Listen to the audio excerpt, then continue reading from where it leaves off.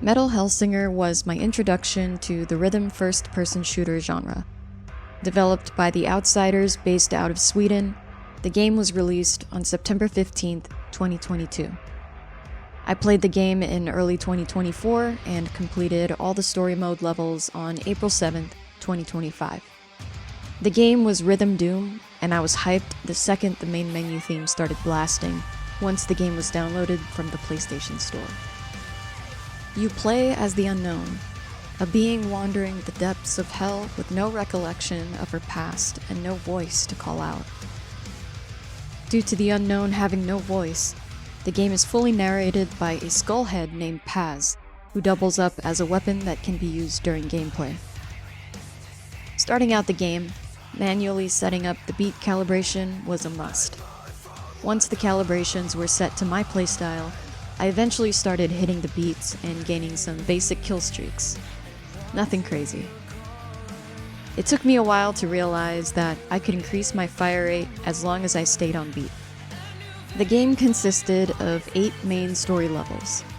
By the time I reached the 5th level, I turned on beat matching, which allows all your shots to count as being in rhythm. So basically making the Doom rhythm game into just Doom. This feature assisted me with completing the remaining levels of the game. It would have taken me much longer to complete the main story if I didn't turn on beat matching. And honestly, it made the game way more fun for me. The more freedom I had with shooting, the more of the soundtrack I got to hear. Because if you ever lost your hit streak during gameplay, you would slowly hear less and less of the music. It felt unsatisfying whenever I barely made it through a level with super low health, just listening to the bare bones drum beat of a song while trying my best to survive and fight back.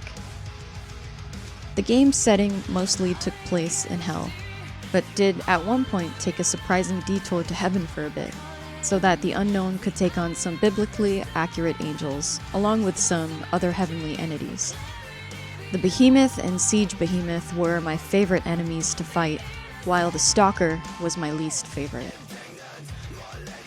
My go-to costume and main weapon choice for the Unknown included the cowboy outfit while equipping the hounds. I listened to the game's soundtrack after finishing my playthrough because I wanted to hear the track's sick vocals I missed out on due to losing my shooting streaks at many points during my gameplay. The Aspect boss battle music was my favorite track to listen to in the game. The game was pretty fun overall, but towards the end, I didn't want to spend too much time on it, and mostly finished to roll credits and play something new. The final boss battle was insane, and would have taken so much longer for me to complete without beat matching, because there were so many parts that seemed unforgiving.